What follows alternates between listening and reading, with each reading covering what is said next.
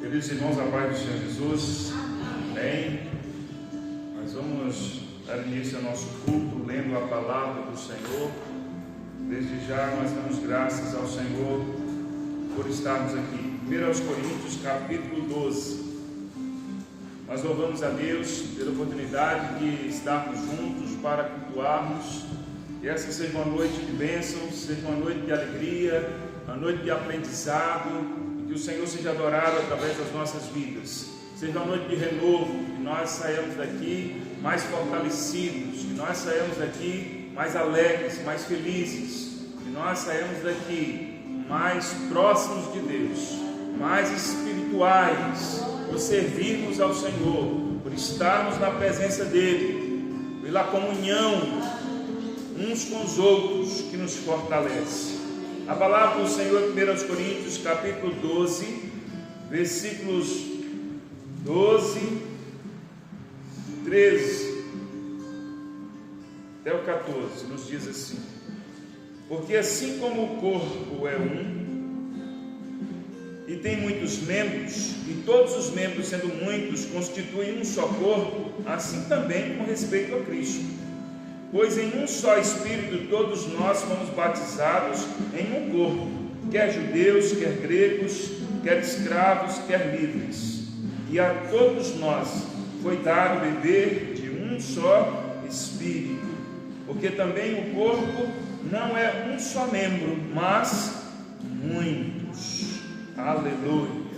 São palavras do apóstolo Paulo que expressam a comunhão do corpo de Cristo, que nós fomos resgatados por Cristo e que nós, a respeito do corpo de Cristo, nós somos um só povo, fomos batizados num só Espírito, nos diz aqui a palavra, sem distinção, não há grande, pequeno, não há judeu, grego, romano, não há diferença entre aqueles que creem em Cristo, porque nós recebemos um só Espírito. A todos nós foi dado beber um só Espírito. Por isso nós estamos aqui. Por isso nós nos reunimos semana após semana para cultuarmos. Porque necessitamos da comunhão. Porque precisamos estar no corpo. Precisamos adorar ao Senhor. Precisamos expressar ao Senhor a nossa adoração, não só individualmente, como devemos fazer todos os dias, mas coletivamente, no corpo, na comunhão, como a palavra de Deus nos diz. O corpo não é um só membro, mas muitos. A igreja do Senhor é formada por mim e por você. Juntos somos corpo de Cristo. Juntos adoramos, juntos cultuamos ao Senhor. Em casa, no dia a dia, no trabalho, nas ruas, nos nossos afazeres, nós adoramos a Deus. Mas o culto é um momento especial onde nos ajuntamos na comunhão para adorar, para celebrarmos a salvação, para celebrarmos o resgate de Cristo, que Cristo efetuou nas nossas vidas. Um só Espírito, um só Senhor que nós temos. Vamos orar. Vamos agradecer pela oportunidade de estarmos aqui. Vamos agradecer ao Senhor por estarmos na presença dEle. Nesta noite, o Senhor receba a nossa adoração. Pai Celeste, nós te damos graças. Obrigado por estarmos aqui. Obrigado pela vida. Obrigado pelo dia de hoje. Obrigado pela oportunidade de cultuarmos ao Senhor. Nós somos abençoados. Nós somos privilegiados por podermos, ó Deus, nos reunirmos pela Tua graça, num só Espírito, no qual o Senhor nos salvou, no qual o Senhor nos deu de beber, ó Deus, desta fonte da vida. Eis-nos aqui, Senhor, juntos, como corpo de Cristo, como igreja, reunidos para adorá-lo, para cultuá-lo. Recebe a nossa adoração, recebe o nosso culto, Senhor. Seja engrandecido, seja adorado, seja louvado neste lugar, Senhor. Nós estamos, Senhor, aqui reunidos no nome de Jesus. Ao Senhor e somente ao Senhor seja a honra, a glória, o louvor, toda a adoração. Nós nos alegramos na Tua presença. Nós nos alegramos diante do Senhor. Nós nos alegramos na tua presença. Nós nos alegramos na comunhão uns com os outros. Eis-nos aqui, Senhor. Muito obrigado. Muito obrigado. É no nome de Jesus que oramos. Amém. Glória a Deus. Louvemos ao Senhor. Adoremos ao Senhor. Glória a ti, Senhor. Fiquemos queridos. É momento de adoração. É momento de louvor. Adoremos ao Senhor, irmão. Com suas palmas, cantemos a Ele. Vamos adorá-lo.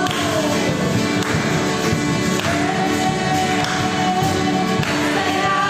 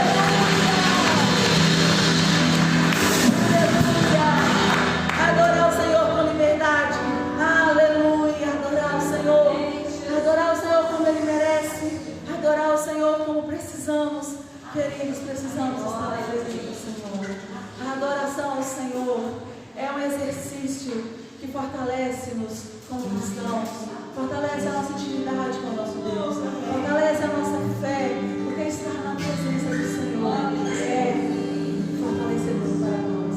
Nós adoramos a Ele em todo tempo, nós adoramos a Ele em todo tempo, na luta, na adversidade, na vitória, na fraqueza, quando tudo está fácil, quando tudo está difícil, quando as coisas estão fluindo. Adoramos ao Senhor na igreja, adoramos ao Senhor em casa, adoramos ao Senhor com nossas ações, com nossas palavras, adoramos ao Senhor com nossas decisões, adoramos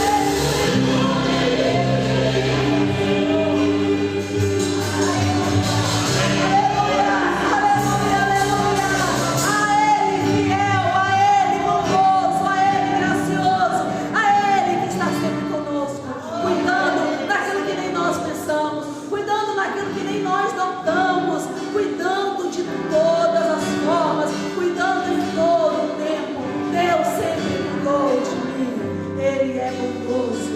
Vamos cantar ainda, bondade de Deus. Vamos cantar ainda e declarar a Ele nosso amor. Senhor, eu te amo, te amo, te amo, Senhor. Seu cuidado para comigo, Pai. Vai além do que eu posso pensar e imaginar, Senhor. Vai além do que eu posso prever, ó Deus. Seu cuidado para conosco, ó Deus. É de tal maneira, Senhor, que não temos nem palavras, ó Pai, para agradecer. Sabemos, ó Deus, porque a sua grandeza, Pai, está estampada diante dos nossos olhos. Seu poder, ó Deus, está claro diante dos nossos olhos, ó Pai. E a sua palavra nos confirma quem tu és, ó Deus. E nos fala do teu amor, Pai. Ensina-nos a te amar, ó Deus. Em cada tempo, em cada momento, ensina-nos a te amar, Senhor. Em cada decisão, em cada sim, em cada não, ensina-nos a te amar, ó Pai.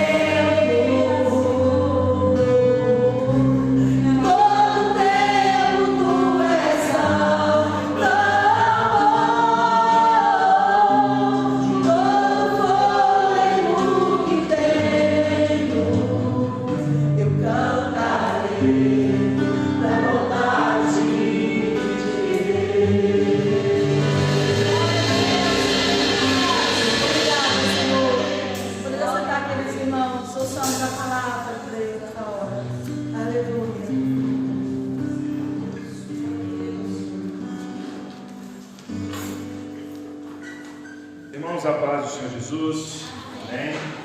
Graças a Deus por estarmos aqui juntos cultuando ao Senhor, nosso Deus. Nós temos lido a palavra do Senhor às quintas-feiras, no livro de Eclesiastes, capítulo 11,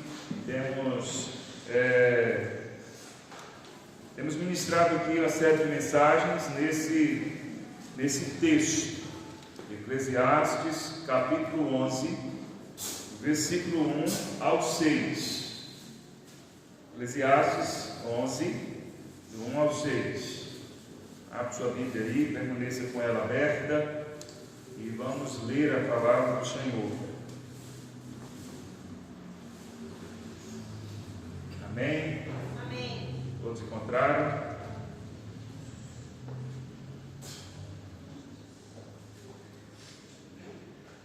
A palavra do Senhor diz assim: lança o teu pão sobre as águas, porque depois de muitos dias o acharás.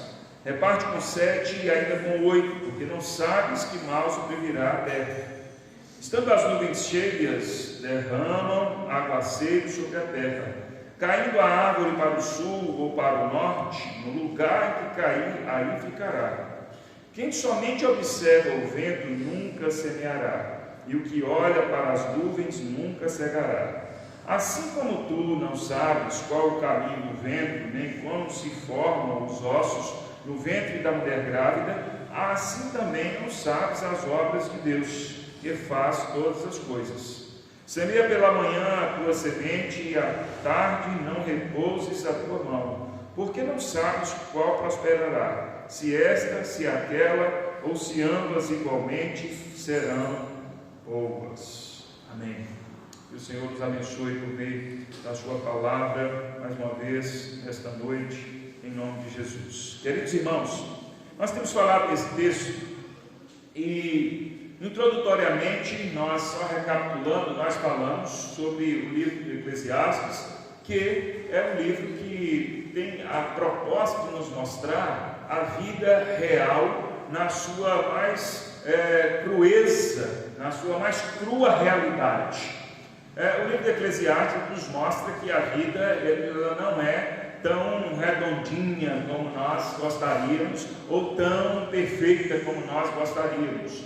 O livro do Eclesiastes nos mostra que a vida ela tem os altos e baixos, tem os seus desencontros, tem as suas tragédias, que a vida tem as suas intempestividades, que a vida é assim. E que nós ganhamos, nós perdemos, nós temos vitórias, nós temos derrotas, as coisas acontecem como nós planejamos, ou acontecem fora do que nós planejamos, e o livro do Eclesiastes nos mostra essa vida real, nos mostra com que objetivo? Para que a gente desanime, para que a gente se entristeça? Não, para que a gente entenda a realidade de fato, e cuide, e trabalhe, e viva de tal modo que a gente saiba andar dentro da realidade de vida que nós temos, da realidade de vida que é única para todos nós, que não há ninguém especial que vai conseguir viver a vida sem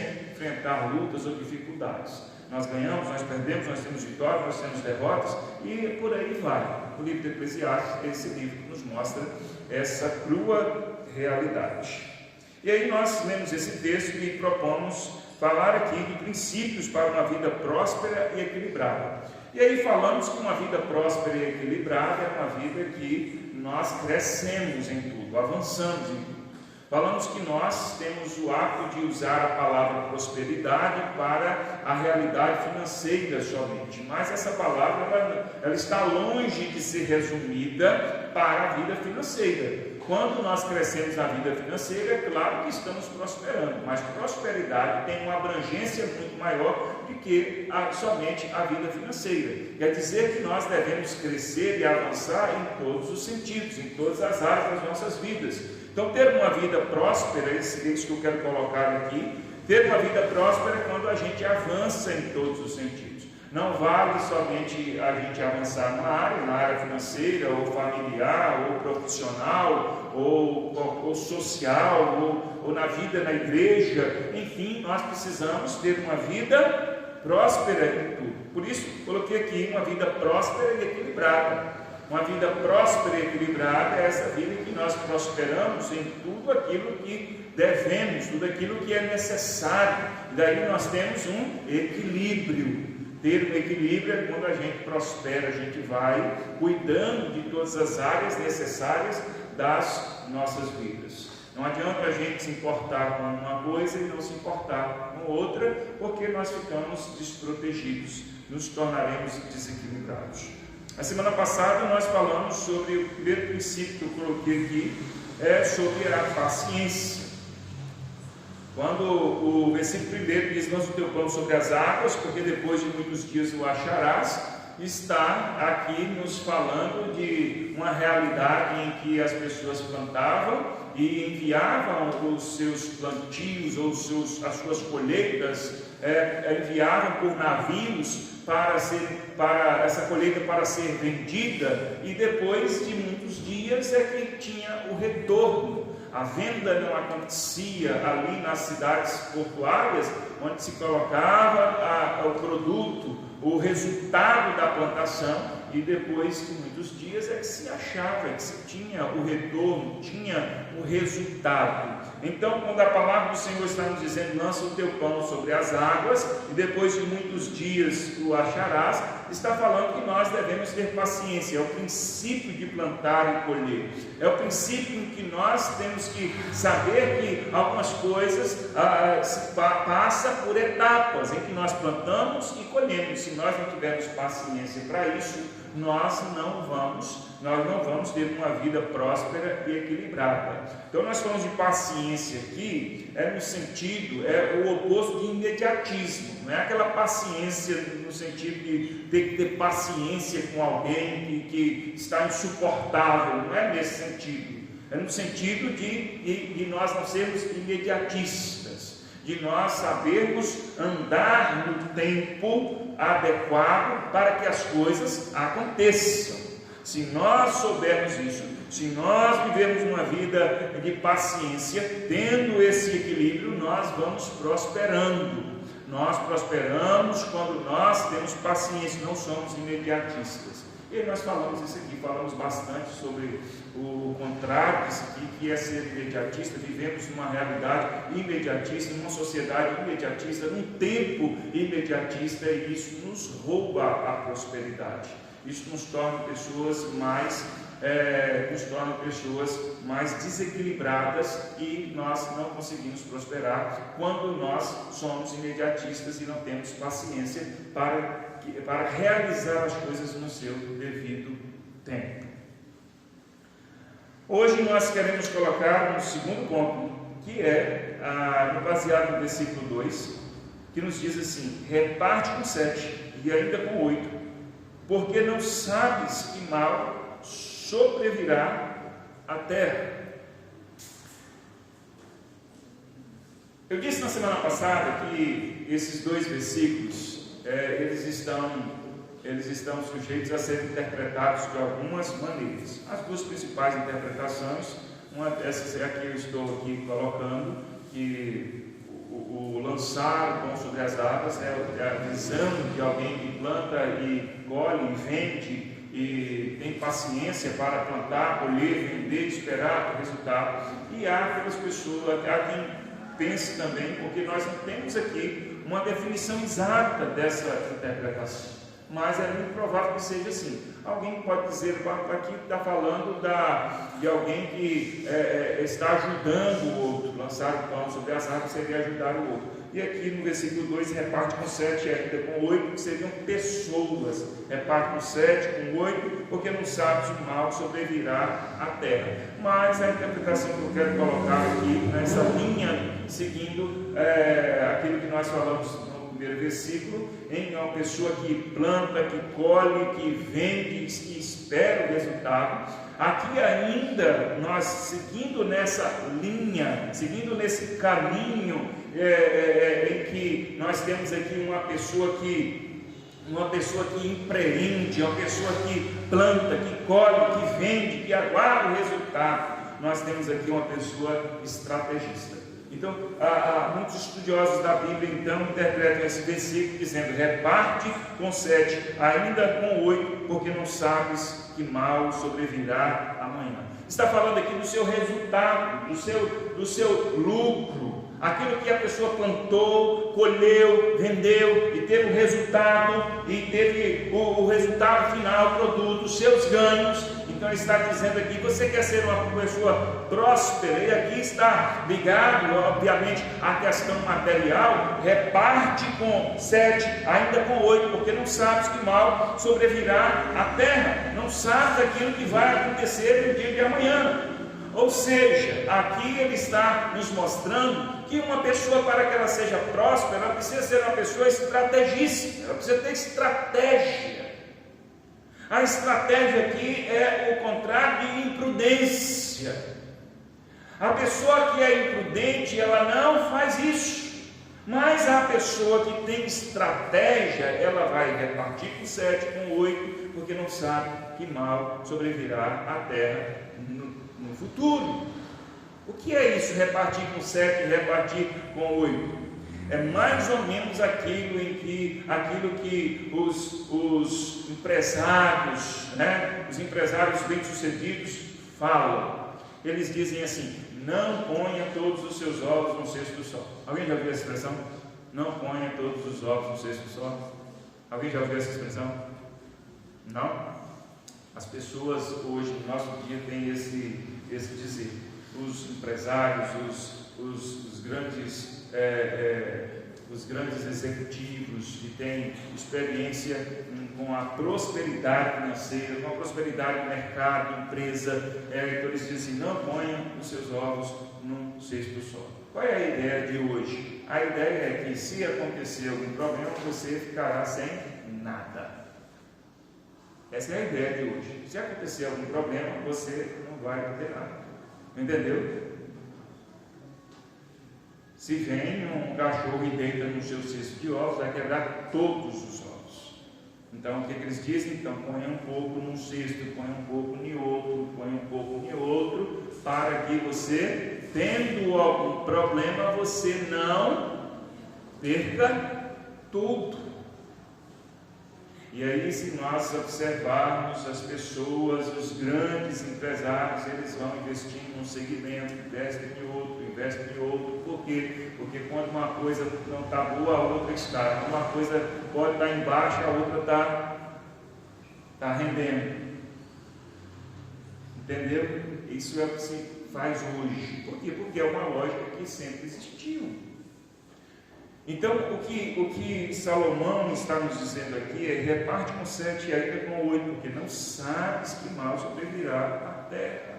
Ou seja, tenha estratégia. Se você quer ser próspero, ter uma vida equilibrada, seja uma pessoa que tenha estratégia. Repartir com 7 e até mesmo com 8 era um modo de dizer daquela época em que você não devia gastar todo o seu dinheiro ou investir o seu dinheiro em uma coisa só, mas que você pudesse prevenir, você pudesse ter estratégia. Essa era a palavra, estratégia, para sobreviver, para prosperar, para ter mais lá adiante, porque a gente não sabe o mal que virá amanhã. Então, quando a Bíblia nos diz aqui: porque não sabes que mal sobrevirá à terra, está dizendo aqui, não está falando de algo que vai acontecer, mas algo que pode acontecer, algo que pode vir. Algum problema, alguma situação adversa que pode vir. Então, se nós queremos ter uma vida próspera e equilibrada, nós precisamos ter estratégia. E a estratégia aqui é não ser imprudente, mas sermos preventivos. Agirmos com prevenção. Cuidarmos antes que os problemas venham. Se o problema não chegar, nós estamos no lucro. E eu não quero apontar aqui para a questão financeira e material somente, mas para tudo nas nossas vidas. É algo que nós já aprendemos, nós já sabemos. Se nós tivermos a estratégia de nos prevenirmos a respeito de tudo na vida, nós vamos ser prósperos. Se nós esperarmos o problema chegar, nós não estaremos preparados para ele. Se nós esperarmos o problema chegar, nós não daremos conta. Nós precisamos ser pessoas estrategistas. Estrategistas são pessoas que pensam antes, que pensam no agora, no presente, naquilo que pode acontecer no futuro. Mas aí não seria uma ansiedade ficar preocupado com o futuro? Não se trata de ansiedade. Se trata de ser uma pessoa preventiva. Se trata de você ter prevenção. Não é você ser ansioso, não é você ficar, meu Deus, se acontecer tal coisa. Não é isso. Eu gosto de falar muito da questão da saúde, que é um bom exemplo disso. Que a gente é orientado, já se sabe que a melhor forma de cuidar da saúde é você ter a estratégia de cuidar preventivamente. É a melhor forma. Todo mundo sabe disso. O custo é menor, os danos são menores, os resultados são melhores, se a gente cuida preventivamente. Então, se a gente espera um problema de saúde chegar, se instalar e agravar, às vezes ele não tem nem mais jeito, às vezes ele não tem nem mais volta. Mas se nós cuidarmos e agirmos preventivamente, nós temos mais leveza para tratarmos da questão. Entendeu?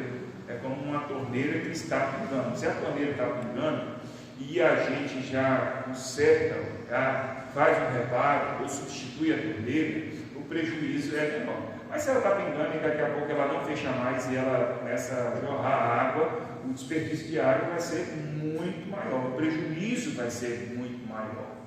Se nós esperarmos ela estragar de vez, ela está fechando, mas ainda está com um pequeno defeito e ela vai pingando, vai haver desperdício de água. Para muitos até um incômodo, não é? Para muitos até um incômodo. Eu me lembro que eu morava numa casa, isso há mais de 20 anos atrás, e tinha lá o chuveiro começou a pingar. E imagine só que para consertar esse negócio de chuveiro não é tão simples. É uma casa de aluguel e aquilo, eu botava uma bacia lá embaixo e aquilo ficava pingando. Ficou ali, pingando uns dias ali, a água dentro daquela bacia.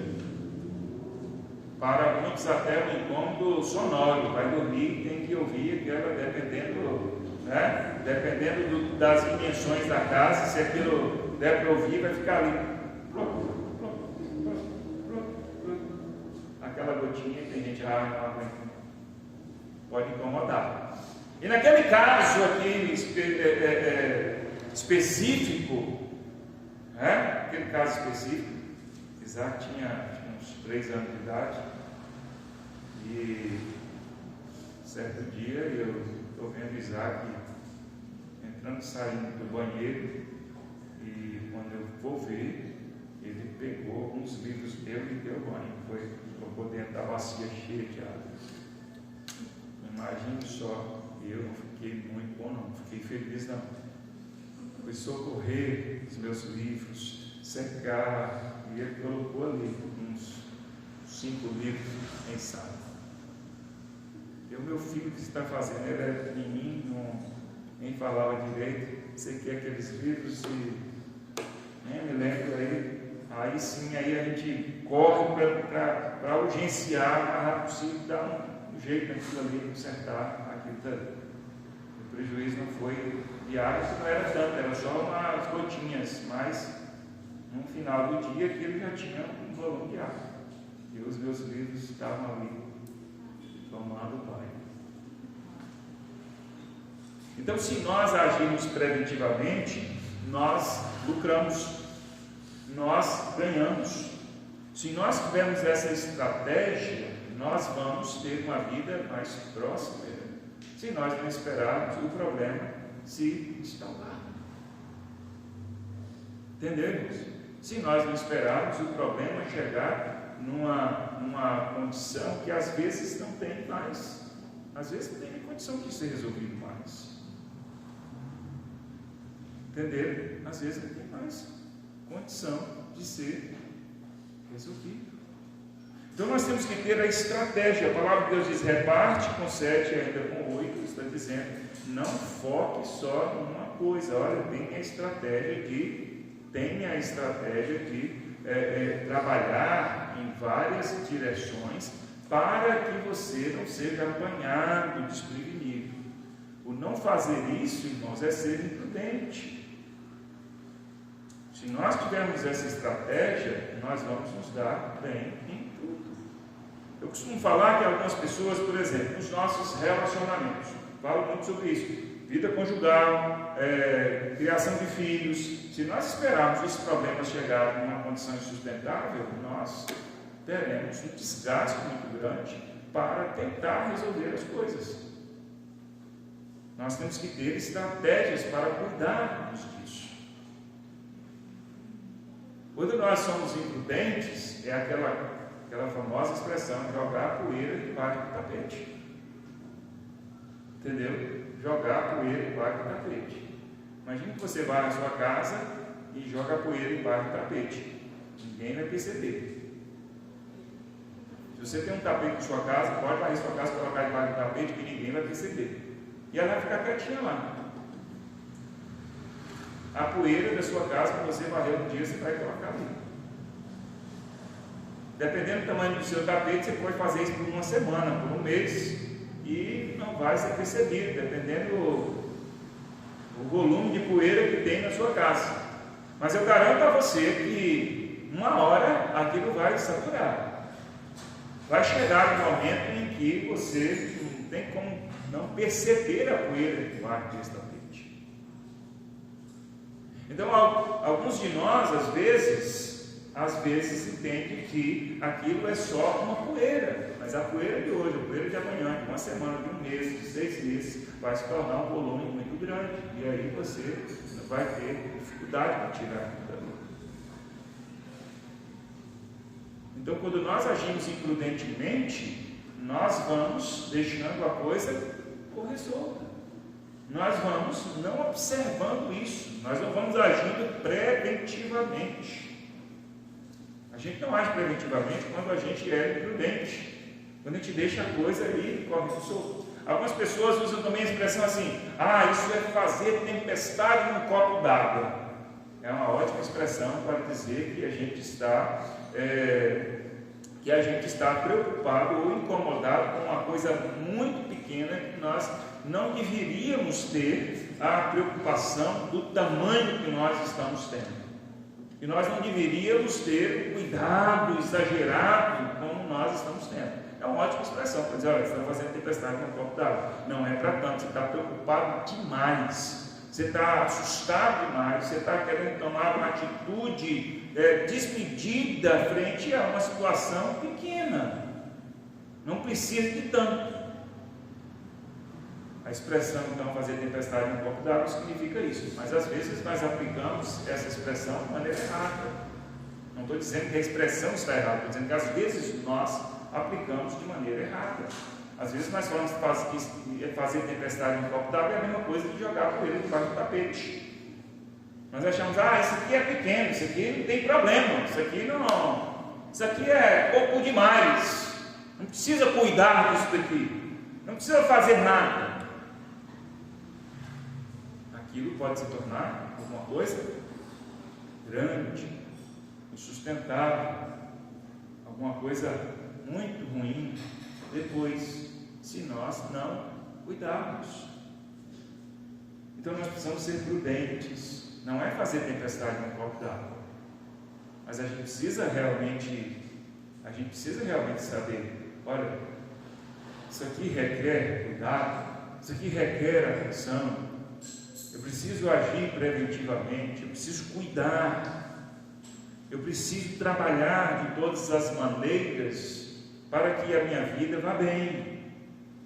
Muitos de nós chegam aos problemas e às dificuldades e a gente às vezes nem sequer percebe como que nós chegamos àquela situação. Às vezes a gente nem percebe como que as coisas chegaram naquele ponto. E tem uma razão. A vida da gente não muda por acaso, nem para melhor nem para pior. Não muda por acaso, nem para melhor nem para pior. Se é para melhor ou para pior, é porque nós caminhamos nessa direção. Nós caminhamos na direção para piorar ou caminhamos na direção para melhorar. E às vezes nós não percebemos. Quando somos imprudentes, nós caminhamos para a pior das nossas vidas. Mas quando nós somos estrategistas e agimos preventivamente, pensamos, olha, pode acontecer, mas não tem nenhum sinal de que vai acontecer nada. Não, nós não precisamos esperar nenhum sinal de que vai acontecer alguma coisa. Não é porque o meu casamento está bom que eu não devo cuidar do meu casamento. Não é porque os meus filhos não estão me dando nenhum problema que eu não devo cuidar dos meus filhos. Eu preciso agir, eu preciso pensar assim, e se amanhã surgir um problema, como eu farei? Não é porque eu não estou endividado que eu posso sair comprando as coisas. Eu posso sair consumindo tudo que eu encontro pela frente. Não é porque eu estou com a saúde perfeita que eu posso descuidar da minha saúde. Então, se nós pararmos e pensarmos que o que há de bom nas nossas vidas não nos dá o direito, não nos dá o crédito para que a gente faça qualquer coisa errada, qualquer coisa negativa, nós vamos prosperar.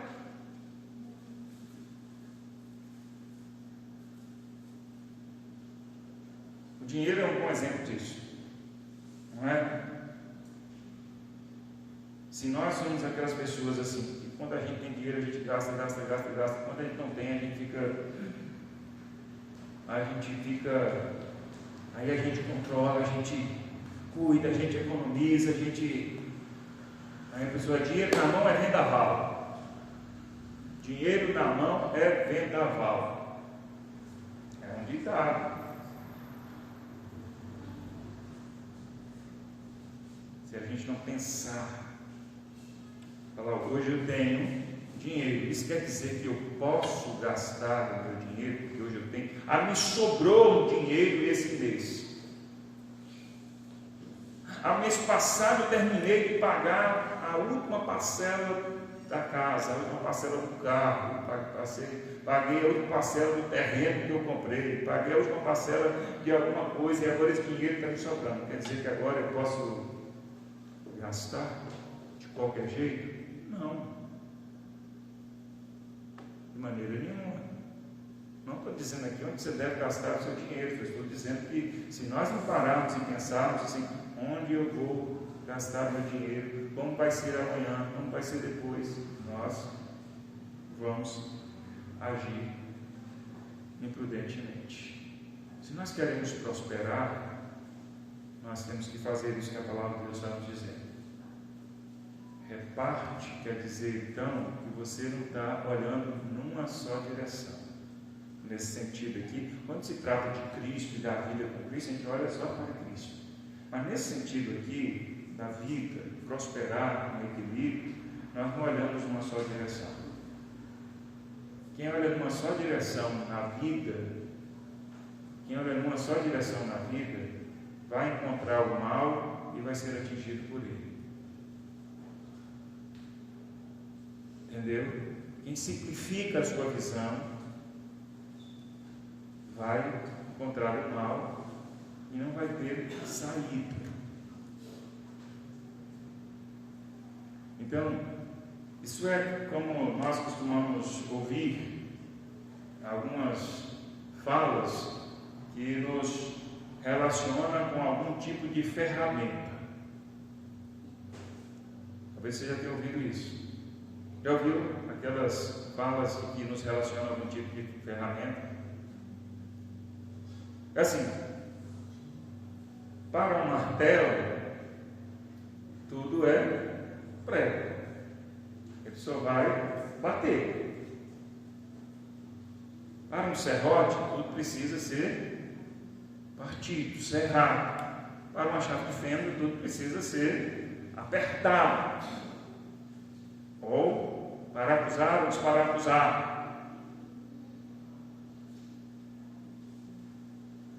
Entendeu? Essas falas estão na direção de que se nós formos pessoas assim, que eu sou um martelo, então eu vou querer bater em tudo. Quando eu encontro prego é ótimo, porque o martelo funciona muito bem, mas ele já não funciona tão bem no parafuso. Entendeu? Ele não funciona muito bem se eu tenho que serrar alguma coisa. Com o martelo fica difícil. Eu posso bater com o martelo em alguma coisa que precisa ser serrada e, quem sabe, conseguir mutilar aquilo dali, mas sem muito sucesso. Então, quando nós nos comportamos assim como uma ferramenta, para a gente tudo é aquilo ali, tudo a gente entende como. Tudo entende que é preciso ser cerrado. Sobre serróide, tudo precisa ser cerrado. Tudo precisa ser cerrado. E não é assim. Nós precisamos ter uma caixa de ferramentas. Nós precisamos ser uma caixa de ferramentas. Para essa situação, para serrar eu tenho um serrote. Para parafusar eu tenho uma chave de fenda. Para pregar eu tenho um martelo. Para cortar alguma coisa eu tenho um alicate. Isso é você se preparar e olhar em várias direções. É você estar preparado para lidar com várias situações. Algumas pessoas falam assim, mas eu não sei lidar com isso. Então a gente precisa aprender. Aliás, no mundo hoje já é um consenso que as pessoas que serão bem-vindas no mercado de trabalho são pessoas polivalentes. Inclusive está tendo alguma coisa assim na área da educação, não é, querido? Na educação. Os professores hoje já... Até um tempo atrás, você chegava na escola e você pregava uma carga horária de lecionar a língua portuguesa, matemática. Você é professor de matemática, professor de língua portuguesa, professor de química, professor de física, professor de filosofia. Então você pregava aquela carga horária, você estudou, habilitou para aquilo dali, a sua área, você trabalha nessa direção. Hoje já estão abrindo um leque para que o professor ele pegue, ele dê aula dentro de uma área, né? Área de linguagens, área de exatas. Então ele não pode agora só dar aula só de matemática, ele tem que dar de matemática, tem que dar de física, de geometria, ele tem que dar aula de química, quem sabe, alguma coisa assim. O leque está abrindo, não pode ser, não, eu só dou aula disso daqui, eu me formei para isso aqui. Esses estão ficando para trás. No mercado de trabalho hoje, as pessoas elas têm que ser polivalentes, elas precisam saber fazer mais de uma coisa. Mas eu não estou aqui pregando a palavra para que você seja habilitado no mercado de trabalho, não é isso, é para a vida. É para a vida. Então nós precisamos ser pessoas que olham em todas as direções, que aprendam a cuidar da vida em todas as direções, que tenham estratégia de olhar para 7 ou 8 lugares. E o número aqui é só um modo de dizer, é só uma expressão, não quer dizer 7 literalmente ou 8, não. Que a gente sabe investir a vida da gente em várias direções. Para que a gente não fique ali, a gente fique limitado. É isso que a palavra de Deus está dizendo aqui. Olha, tenha a estratégia de agir preventivamente para que você não fique limitado. E aí citamos o exemplo dos empresários, eles não ficam limitados a um tipo de negócio. Eles prosperam um negócio, eles abrem outro, aí abrem outro negócio, e eles vão empreendendo em várias direções. E é assim que nós devemos ser. Então os jovens que estão pensando em casar, começa a estudar sobre casamento, começa a aprender sobre casamento. Não é só gostei de fulano e quero casar, e é a pessoa da minha vida, e quero passar o resto da minha vida junto e tal. Começa a estudar sobre o casamento. Quer ter filhos? Começa a estudar sobre como é criar filhos. E aí, no sentido da família, você já está olhando em duas direções. Não, mas para que a minha família vá bem, eu preciso administrar bem a minha família, inclusive financeiramente. Comece a estudar sobre isso. Comece a estudar sobre a administração financeira familiar. Vai estudar, vai aprender com alguém. Estudar que eu digo não é sempre fazer um curso, tem cursos para isso também. Inclusive existem muitos bons cursos nessa direção. Existem bons cursos. Mas você pode aprender fazendo um curso, lendo um livro, você pode aprender com alguém. E você está olhando em algumas direções. Não estou aprendendo sobre a vida conjugal, não estou aprendendo sobre como criar filhos, eu estou aprendendo sobre a administração financeira no lar, na família, eu estou aprendendo sobre como empreender, eu quero prosperar, eu quero ganhar mais, eu quero fazer isso, aquilo, outro. Eu estou aprendendo a fazer alguma coisa porque eu quero servir melhor na igreja. Quanta gente na igreja vive dizendo, eu vou fazer alguma coisa, vou fazer outra coisa, eu quero fazer isso, eu quero fazer aquilo outro, mas não faz nada. Não faz porque não busca, não se capacita, ou às vezes até algumas pessoas que querem fazer e fazem mal.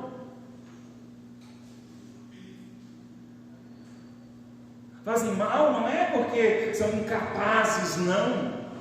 É porque não se preparam, porque não cuidam, não aprendem, não agem preventivamente, são imprudentes no exercício de fazer alguma coisa.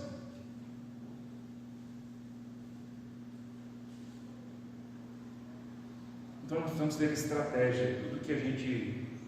Tudo que a gente quer fazer, tudo que a gente quer realizar, a gente precisa ter uma estratégia, agir preventivamente. Não quer ser imprudente, a gente não sabe o que vai acontecer.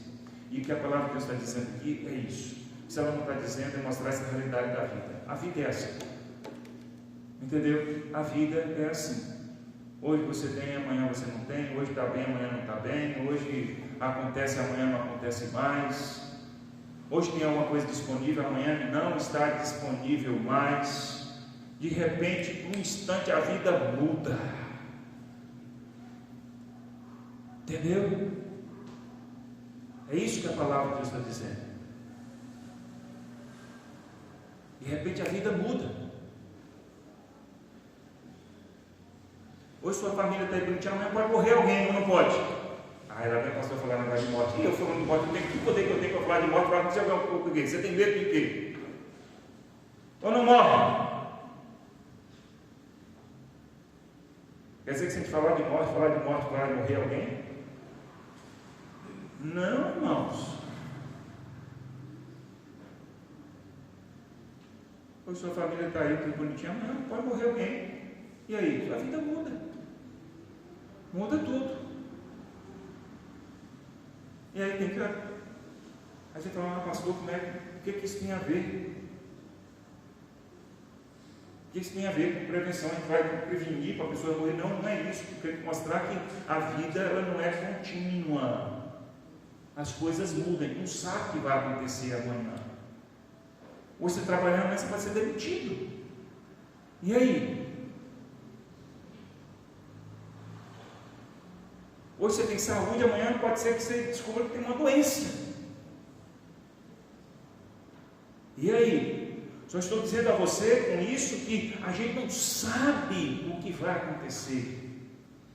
E com isso a palavra de Deus nos está dizendo que a gente deve viver ansioso, que a gente deve viver angustiado, porque, ai meu Deus, amanhã pode acontecer, pode morrer alguém, amanhã eu posso descobrir uma doença grave, um câncer, ai meu Deus, amanhã pode morrer o marido, a mulher, o filho, meu pai, minha mãe, meu Deus, o que pode ser amanhã? Ai meu Deus, amanhã eu tenho emprego, eu tenho dinheiro, eu tenho renda, eu sustento a minha família, amanhã eu posso estar desempregado, não ter dinheiro nenhum, ai meu Deus, eu quero morrer logo. Se você fica pensando assim, morrer logo. Não é para isso que a palavra de Deus está dizendo. A palavra de Deus está dizendo assim, olha, no que depende de você, cuida. No que você pode fazer, o que você pode fazer, faça. Lança suas bases. Tem estratégia. Entendeu? Teve oportunidade, faça. Cuida, porque qualquer imprevisto, qualquer mal que surgir, você vai estar melhor do que quem não teve a estratégia de se prevenir.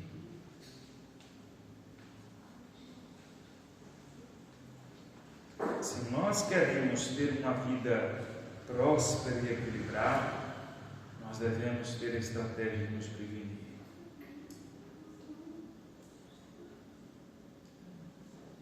O crente que está desanimado com a vida espiritual, a vida com Deus, como nós costumamos falar, é por não agir preventivamente. Aí viu, gente, só fica tapando buraco.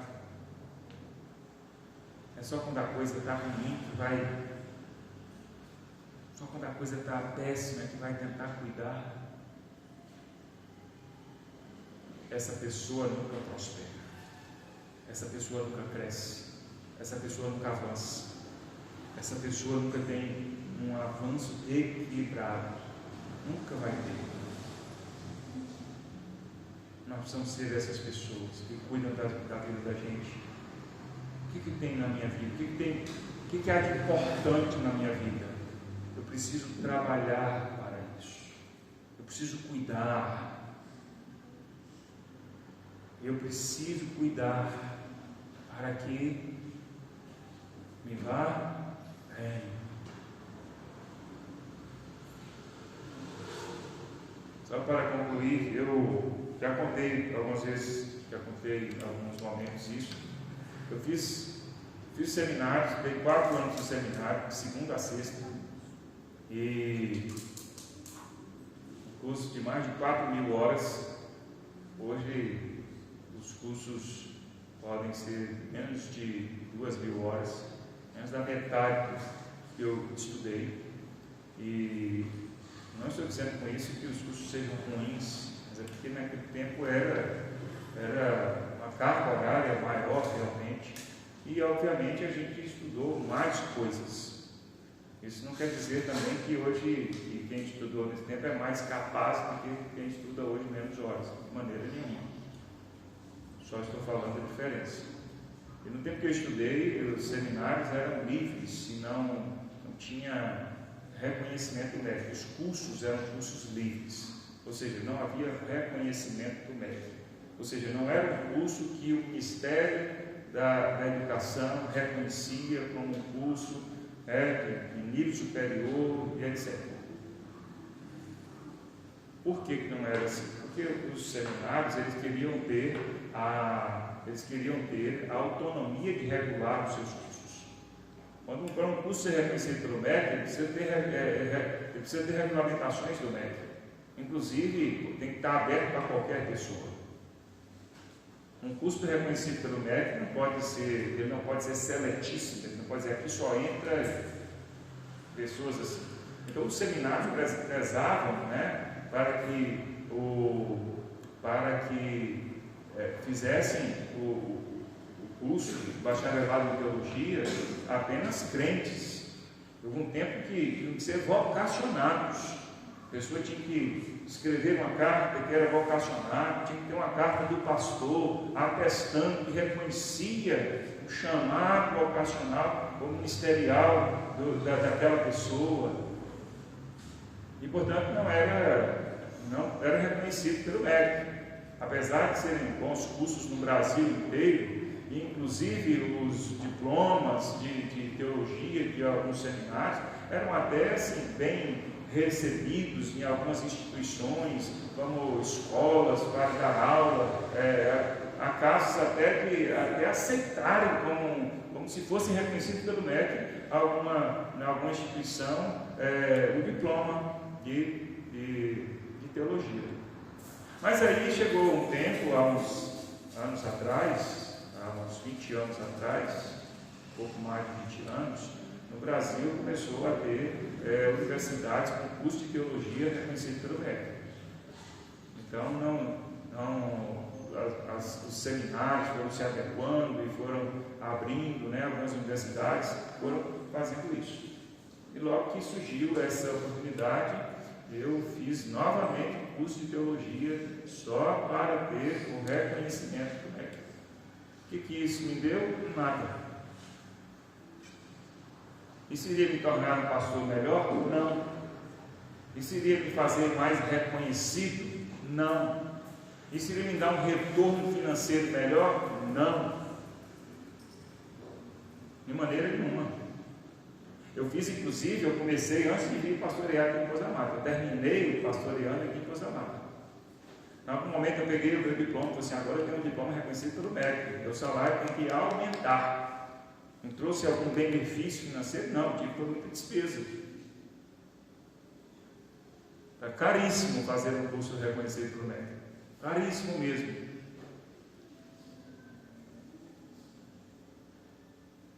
Isso me dava alguma referência melhor na Convenção Batista Nacional? Não. Aí você pergunta, e para que você fez? Só por conta disso. Por uma questão estratégica. Uma questão preventiva. Então, há 20 anos atrás, eu dizia assim, como vai ser o nosso futuro? Como vai ser o futuro da igreja?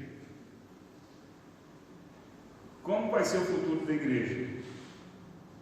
Como vai ser o futuro dos ministros religiosos no Brasil? Hoje se pode ser um ministro religioso simplesmente com uma instituição que esse é nosso ministro, pode ser. Amanhã como vai ser? O que te credencia, o que te habilita a ser um ministro religioso na área que você atua, na instituição que você atua? Eu não sabia. Então, digamos que naquele tempo pensasse assim, daqui a 20 anos eles vão dizer assim, olha, você precisa ter um curso reconhecido pelo Ministério da Educação, já que você é uma pessoa que está à frente da instituição com a responsabilidade tanto institucional como, no nosso caso, espiritual. Que habilitação você tem, que credenciamento você tem para isso? Eu estudei no seminário. Sim, ele é reconhecido pelo MEC? Não era, mas agora já tem. Você já devia ter. E aí?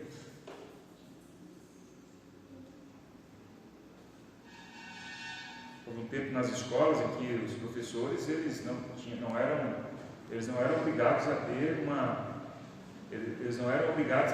habilitação específica para a matéria educacional. Vamos falar aqui na Bahia. Aconteceu assim. Então o professor lá, professor fulano de tal, que era professor de matemática, ele precisava ter uma habilitação em matemática, ele precisava apenas saber matemática para ter, ele fazia lá algum curso e dava aula. E aí lá no governo de Fernando Henrique Cardoso começou a ter leis que o professor precisa estar habilitado na área, precisa para ele dar matéria, para ele lecionar a disciplina, precisa estar habilitado nessa área. Então nós vamos dar um prazo para que os professores se habilitem. E tanto o município como o Estado vão proporcionar a esses professores e proporcionar eles a habilitação. Entendeu? Então quem estava lecionando não tinha. O professor era professor de matemática, outro era professor de português, mas ele não tinha ali o curso específico nessa área. Então o Estado da Bahia, por exemplo, pegou as suas instituições, né? E falou assim: nós vamos dar o curso para esses professores. Não era a mesma carga horária, não era exatamente a mesma carga horária de uma pessoa que faz o curso universitário comum, mas foi habilitar essas pessoas, para quem quisesse. Então, esses professores, eles se matriculavam e ao final daquele curso ali, eles estavam habilitados. Passou o prazo, professor que não fez isso, havendo um concurso novo, chega lá, o aluno que acabou de formar na faculdade, ele chega na instituição de ensino e ele rouba, não é rouba, né? Rouba é a expressão que se usou por parte dos professores que não se capacitaram. Ele assume o lugar desse professor. O professor de língua portuguesa, que ele não aproveitou a oportunidade dada para ele dentro do prazo, para ele se habilitar, ele não fez. E aí o aluno terminou lá o curso universitário, fez o concurso, passou, chegou, falou assim: as aulas são dadas para aquele novo professor, aquele professor novato, porque às vezes não tem nem a mesma experiência, não tinha a mesma experiência daquele professor, às vezes até nem mesmo o mesmo conhecimento, mas legalmente esse novo professor assumia a vaga daquele antigo professor que não era habilitado e que teve a oportunidade de se habilitar, mas não fez. Entendeu? E isso gerou muitos questionamentos, problemas, desgastes, transtornos. Alguns já, com uma certa idade de aposentar, já correram para tentar logo a aposentadoria, porque não tinha a sua carga horária, sua matéria para ser lecionada, e isso gerou muitos transtornos. Por quê? Porque essa pessoa não se preveniu. Ela teve oportunidade e não abraçou, e não se preveniu.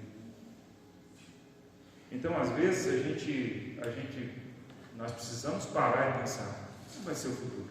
Não sei.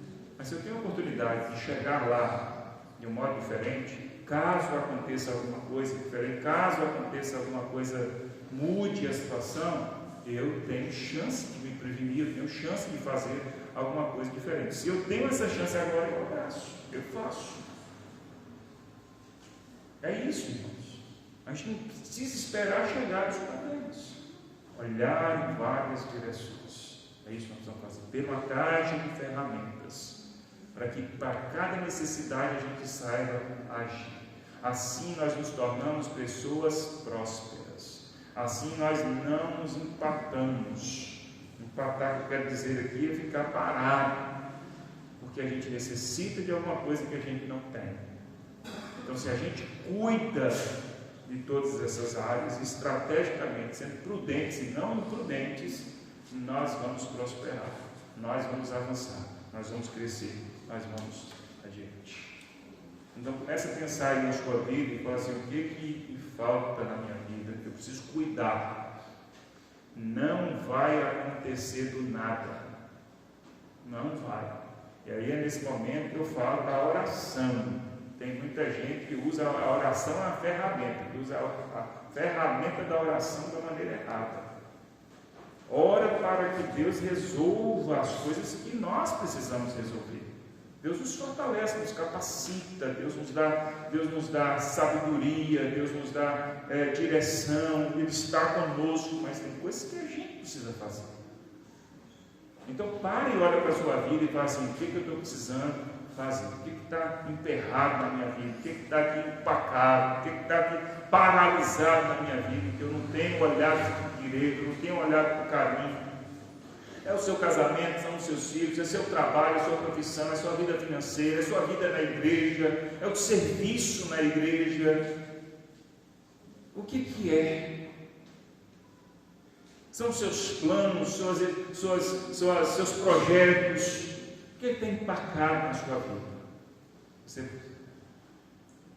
Para que lado você está olhando? Você fala, pastor, mas é muita coisa.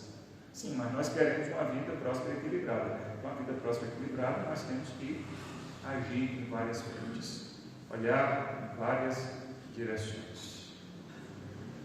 Não é? Olhar em várias direções.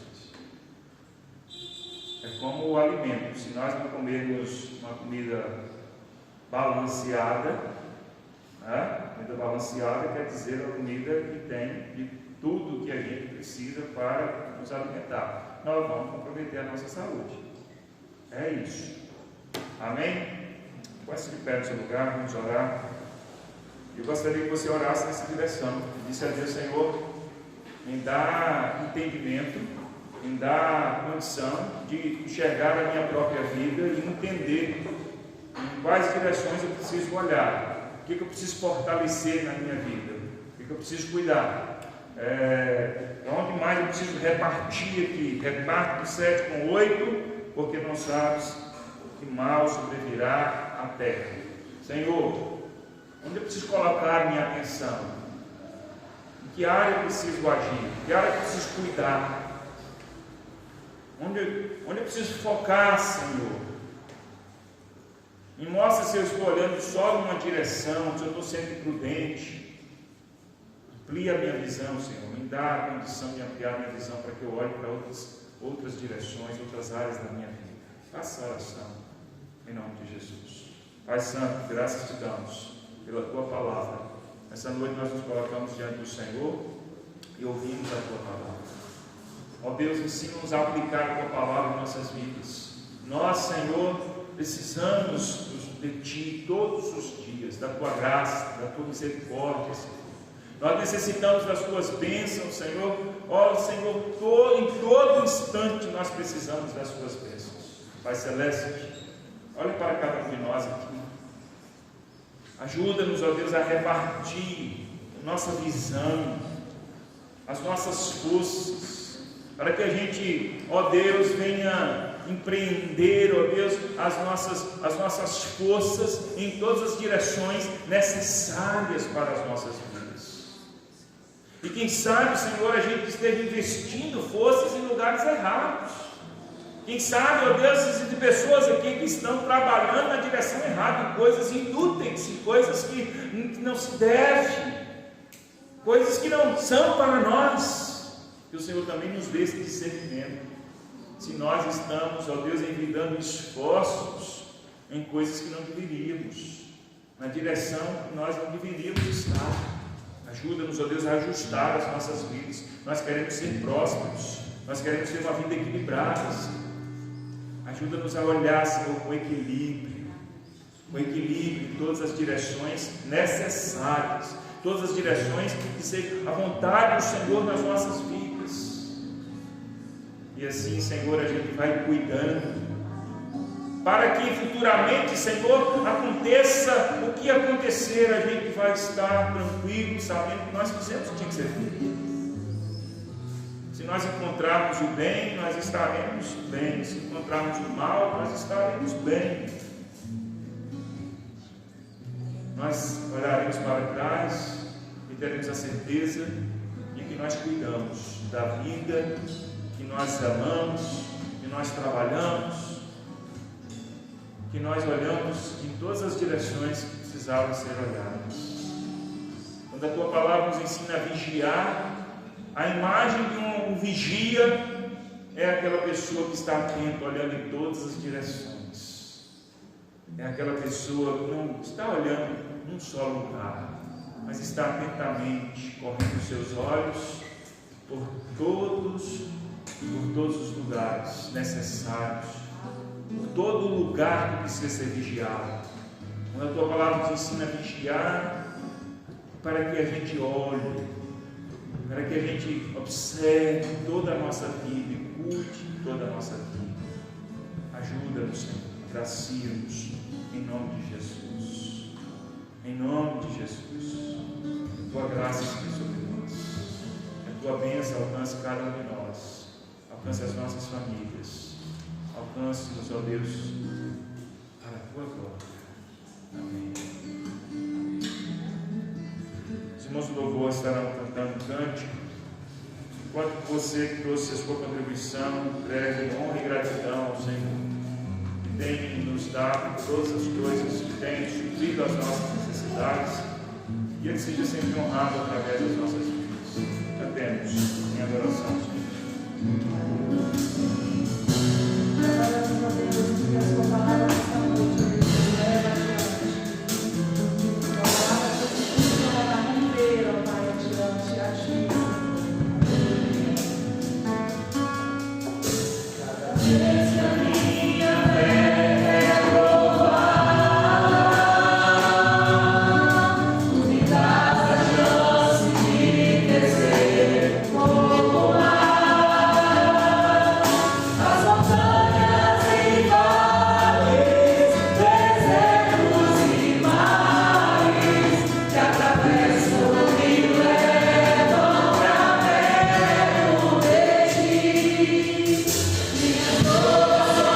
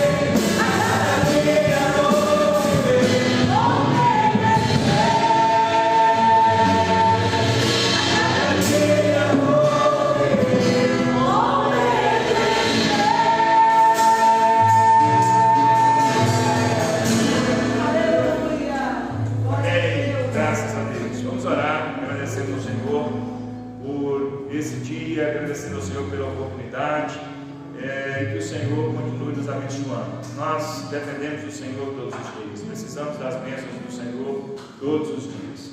Façamos essa oração de gratidão ao Senhor de todo o nosso coração, e que o Senhor nos traga sempre a sua paz, a sua graça e a sua misericórdia.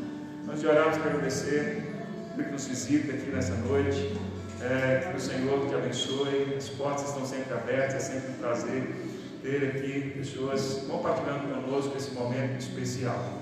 Que Deus nos abençoe sempre em todo o tempo. Vamos orar agradecendo. Pai, muito obrigado nesta noite. Obrigado, Senhor, pela oportunidade de estarmos na Tua presença. Obrigado, Senhor, por esse dia. Obrigado pela comunhão. Obrigado por cada irmão que tem perseverado e andado nos Teus caminhos, servindo ao Senhor, ó Deus, com dedicação, servindo ao Senhor com renúncia, servindo ao Senhor com fidelidade. Obrigado, Senhor. Obrigado por fazermos parte do corpo de Cristo, estarmos ao lado de irmãos que lutam, que batalham, que perseveram. Que o Senhor continue nos abençoando, que o Senhor continue nos fortalecendo, pois sabemos que só iremos perseverar se o Senhor for conosco. E é claro que o Senhor é conosco, é claro que o Senhor é fiel, que o Senhor não nos abandona. Que o Senhor continue nos abençoando. Em nome de Jesus, que a Tua graça, o Teu amor, a Tua paz esteja sobre todos nós, para a Tua glória. Amém. Que o amor de Deus, o nosso Pai Celeste, que a graça do nosso Senhor e Salvador Jesus Cristo, que a comunhão do Espírito Santo esteja conosco, esteja com todo o povo de Deus, hoje e sempre. Amém. Deus te abençoe na paz do Senhor Jesus.